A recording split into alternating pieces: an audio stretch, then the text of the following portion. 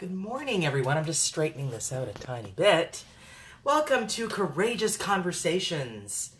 And I'm hoping people are going to start to join me so I can talk about the addiction to busyness and the fact that I'm a recovering busyaholic and I still work on it tremendously. But first, sharing is caring, and I need to do some sharing so that people can sort of join in on these really important, courageous conversations. And this is an opportunity to let folks know that you want them to be participating in this. And hi, folks that are joining me now, Elizabeth and Vincent. Thank you for being the first to jump on the moment here of a courageous conversation about busyness. How do you feel about busyness? What's your relationship to the busy experience? And I don't believe that it equates productivity or even, an entrepreneurial spirit in it. And I've been self-employed for most of my career, I would say for the better part of 20, 25 years. But let me just do a quick little bit of a share. And if you find this is a valuable conversation or a valuable topic at least, please do share as well in your communities, because I think that this is an opportunity for people to really dig into concepts that are not always talked about. And I haven't seen this sort of thing talked about too much on Facebook Lives. So let me just do a tiny bit of sharing and understand that the journey toward, in my view, toward productivity does not necessarily include being busy. And then there's this thing that I will talk about it, but let me just do a quick share about my experience personally around the busy addiction, the busy making, the busy experience. When I discovered that I was a busyaholic, and I say it with a bit of tongue in cheek, however, the reality is that it's not. It actually is a societally vetted addiction. A societally vetted addiction, which gives a person a ton of validation and a ton of like, oh yeah, well, I'm just doing something that society loves. And frankly, there's nothing about it that I have, I literally remember myself saying, I don't have to pull back because society or people around me love it or are super approving of it and seeing me in certain ways. And the truth of the matter is that sort of addiction to approval is part of the journey of the busyaholic or busy addiction way of looking at things. Hi, Dana. Nice to see you. And Dana says, so true. I'm so busy, as if that is a good thing. I mean, obviously, we're entrepreneurs. I mean, as I said, I've been self-employed most of my life, and I have a very busy practice. I'm proud to say that. My practice is very busy. And I'm not looking to have less of a busy practice, but it's not about necessarily having people that love to see you and love to pay you for your services. That's not the problem. Let me be clear. I do believe that's a separate concept. That's like a healthy version of the experience of being, working at your craft, working at your business, all these things. It's a mind state. It's a mind state that involves a high, that involves a performing for others. It also, I think, is a lot for me, what I discovered in my journey of understanding the busyaholic thing. And let me be clear, I'm not over this. I work it. I have fears that if I start to abandon my busyaholism, that my entrepreneurial experience will kind of go down. I'm looking to create balance. I'm looking to create, when I first started Courageous Conversations, I was doing the show every single day. And my husband and other people and myself, I was like, okay, this is getting to be too much because this is a lot of energy every day. So I decided, okay, I'll do it once a week, and then I'll proliferate the video, and then I'll do it in smaller platforms on the Instagram and that kind of thing. And so I became more efficient and just as effective because lots and lots of people watch my videos. So awesome. But I had this thought, no, it has to be every day. And it was definitely me comparing myself to what I'm seeing other people doing. But maybe other people are not as busy in their practice or in their day job, my day job being a psychotherapist, a holistic psychotherapist. And I've got a lot of clients. And so I have a lot going on there. So if I'm taking on this extra stuff, which is my Courageous Conversation show and my speaking career, there needs to be balance or I will burn out. And one of the things that I work on a lot in the holistic end of things with my clients and with myself is this thing called adrenal burnout. Anybody know about it? Well, look it up and I'll talk a little bit about adrenal burnout. It's an extremely difficult thing because many people who've experienced trauma as a child,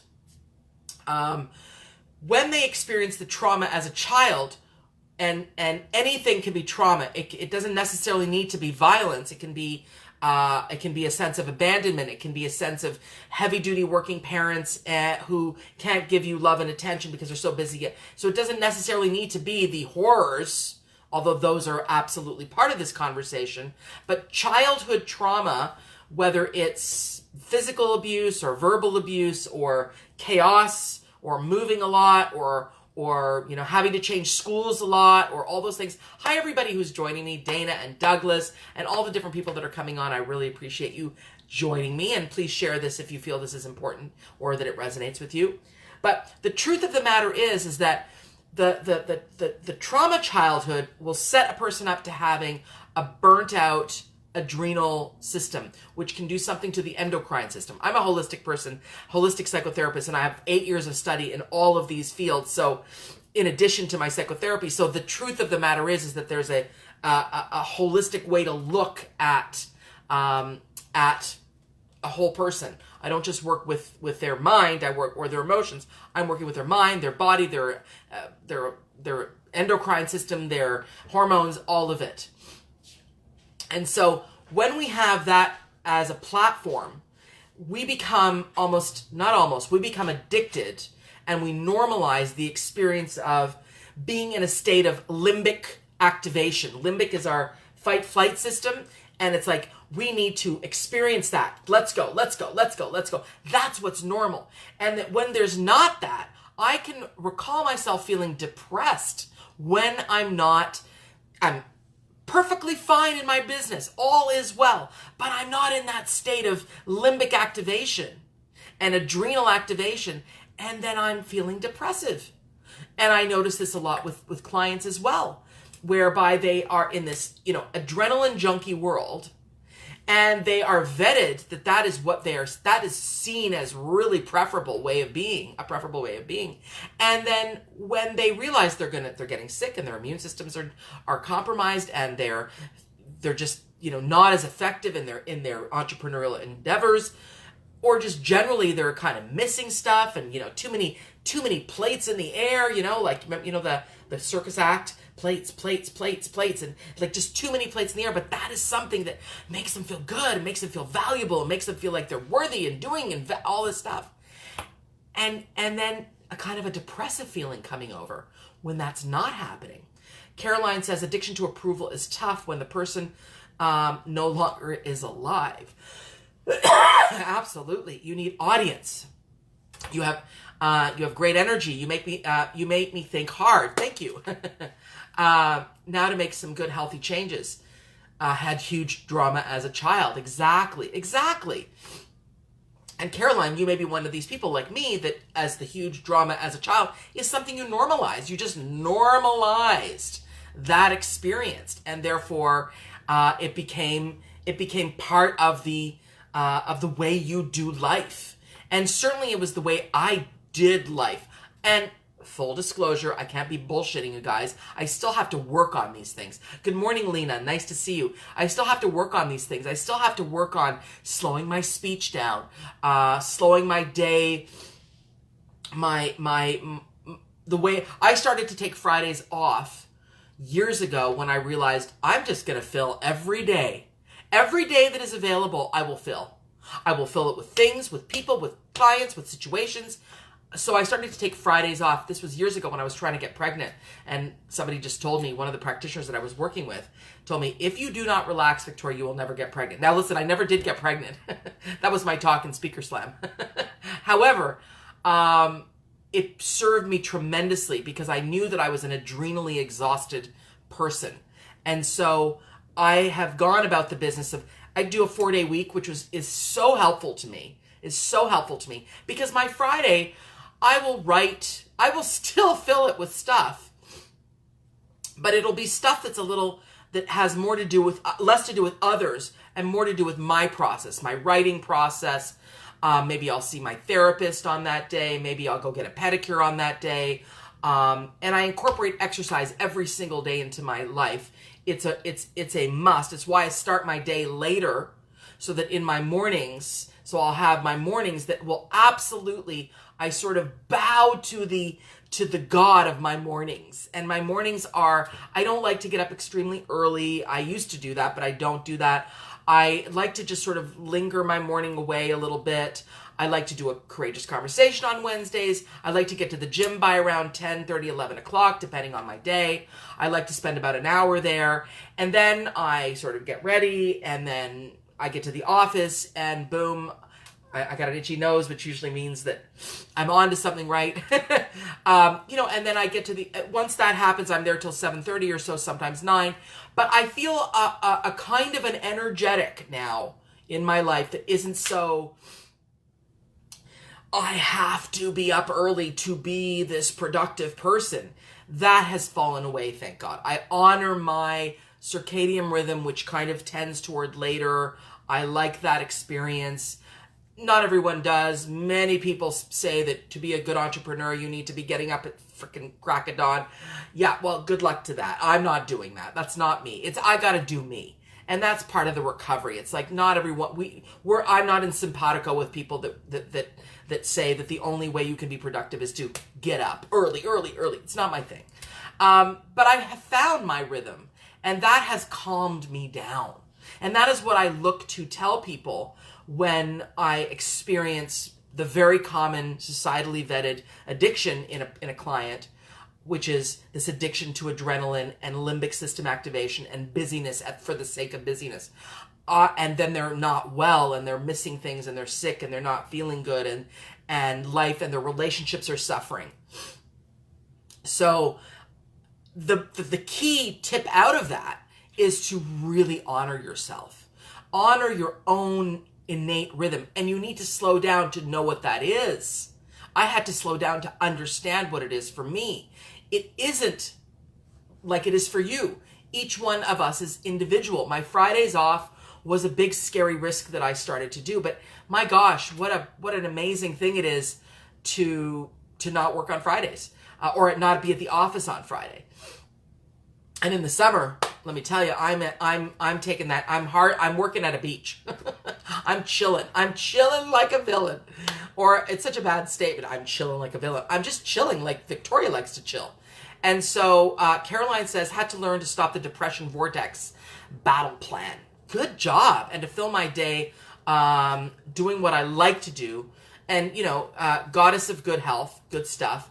Love my steam sauna and pool. Awesome. Love water therapy. Oh, fabulous.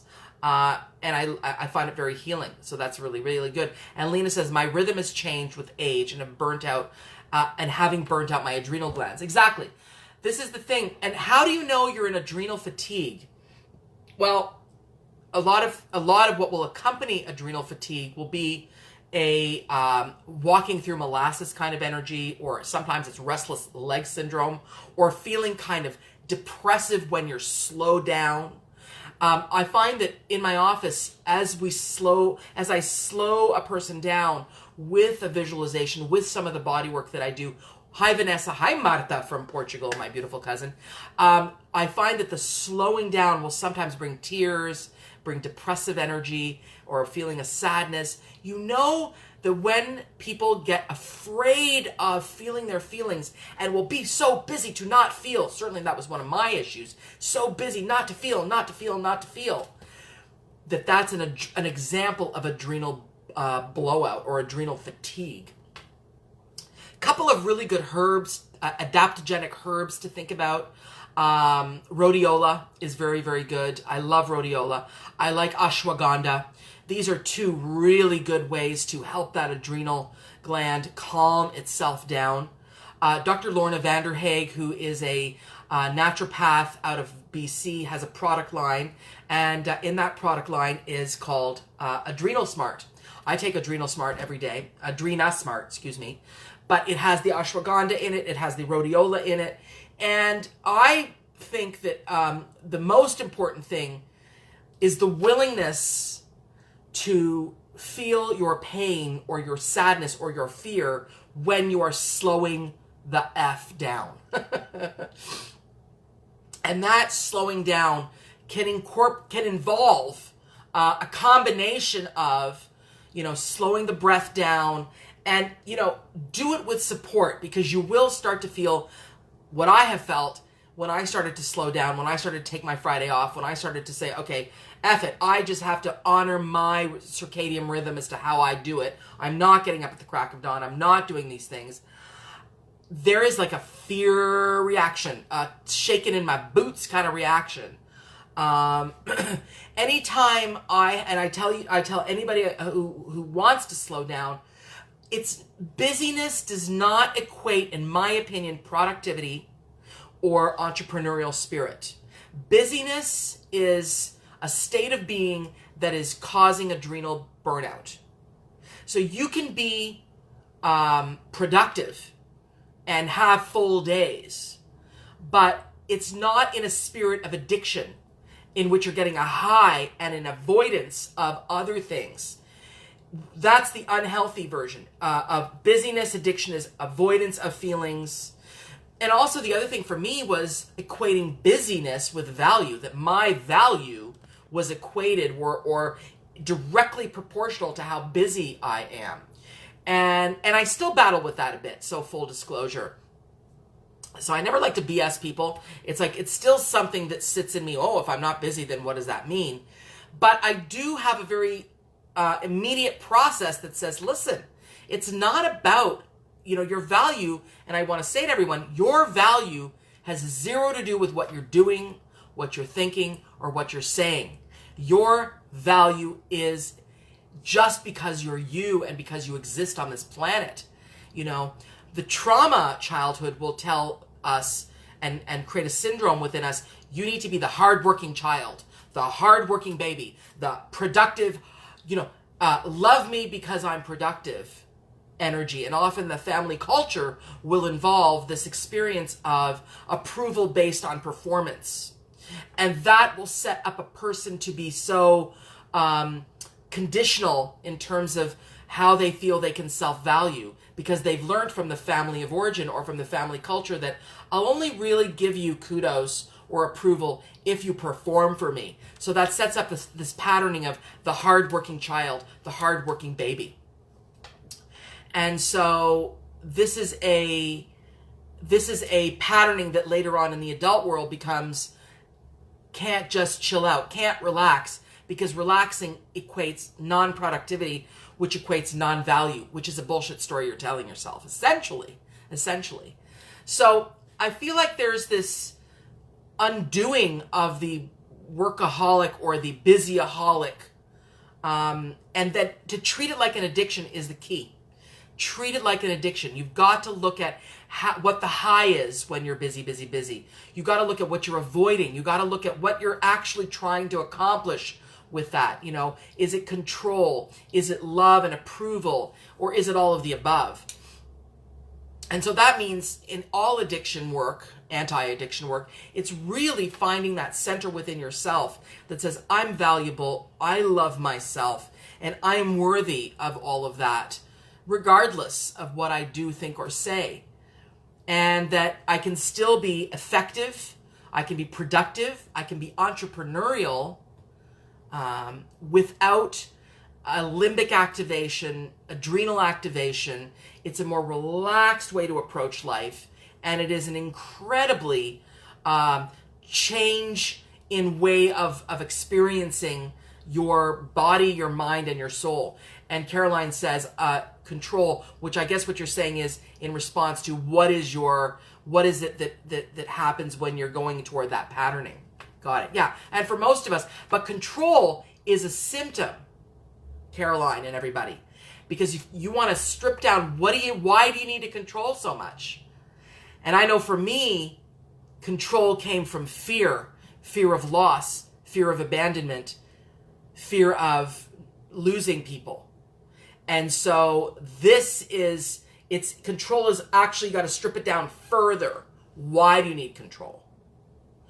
And then ask yourself, what's the worst thing that can happen if I let go of this control? And that's the psychotherapeutic piece, where you're just stripping it down, and getting to really confronting the monster like David confronted his monster. Confront the monster and look at it deeply as you strip it down. And do it with a therapist, and do it with your journal, and do it with a friend. I'm hoping that this is helpful. I'm liking the engagement. Caroline says, awesome, herbs and natural slowdown and take time. Don't be afraid to let go. You're owning your workaholism. Yeah, absolutely. And we as entrepreneurs, frankly, as I said, self-employed people, and I mean, listen, I work with a ton of people that are employed by companies where the entire work culture is, this work culture of absolute hyper productivity. Now, I just got to say, look to companies that have different kinds of work culture. There are companies out there. I watched a 60 Minutes the other day in which a billionaire who owns a very busy company, obviously he's a billionaire, he has a different kind of a mentality. They encourage people to, self-care. It's like productivity doesn't mean exhaustion and burnout. Productivity does not come from exhaustion and burnout. Newsflash! Let's get real.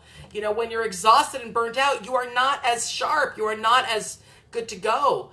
When I have my Fridays off, I'm telling you, I do the Friday off, and I do some stuff, and then Saturday and Sunday are pretty sacred for friends and family, and I do some writing, and I do some stuff on the weekend, etc., because I enjoy it, not because I should. And then Monday, I'm like, I am so raring to go. And so my Monday is like, yeah.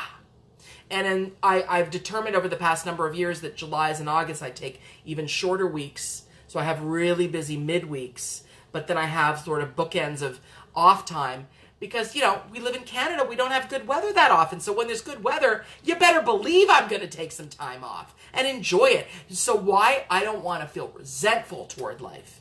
A lot of people have a thing in them that says, let me just be resentful toward life. Let me just resent life. No, take responsibility. You are not the victim. Do what works for you so that you don't resent life. And work on Aholic as an actual addiction. It's not, it is not something that is a bullshit story. This is an actual addiction, and it's very, very, very, it's extremely common. And Lena says work culture is so important. It's so true. And love herbs and self-care, crucial. Thank you, Victoria. I appreciate that you guys are enjoying this. So I hope this was helpful. Share this video. Once it's done, I will have it up, and then I'm going to proliferate it. You should also share it if you feel that this is something that resonates for you, and if you know people that are sort of suffering from this. It's epidemic in my opinion, and people are walking around with burnt out adrenals, getting sick, feeling resentful. That's another resentful, tired, depressive, weakened immune system. That's all adrenal burnout. And you could climb yourself out of the hole of that, but you got to be aware of it. And the only way to be aware of it is to stop and tune in. What's going on? I had to do that. What's happening? And your journey out of that will initially feel like shit. Let me tell you, you won't feel good about it, but eventually you'll feel amazing about it. And I certainly am the poster child for someone who actively works on my Aholic addiction. And it is something that, I have to catch myself in because I can fall into it again. Ooh, no problem. Ooh, it feels so good. It feels so delicious to be so busy. But it is something that always catches up to me and bites me in the ass. And that is why I did this video. Okay? So stay tuned for another courageous conversation. We still have the next Wednesday. I've got a really cool topic that I'm gonna proliferate towards you guys. It'll be really cool. Another courageous conversation. My techie problem with Lisa Betts-Lacroix, we're talking about aging. We're gonna get that right by doing a Zoom video, and then I'll proliferate that video. Please join my group, Courageous Conversations, because my goodness, it's such a great safe space for people to talk about what they're feeling, and it's closed, so come on down, come on, join us. And if you can, like my pages, Courageous Conversations, and Victoria Lorien Fabish, Courageous Conversations. Those are 2 pages. And I look forward to continually connecting with you, and I hope this is helpful. Be well, be happy, and if you can't be happy, be healthy, and keep working on yourself. You're not a victim. You can overcome this stuff, and if I could do it, you can do it. Massive, massive love coming at you. Mwah. Bye for now. Have a fantastic day, and keep having courageous conversations with yourself and others. All right.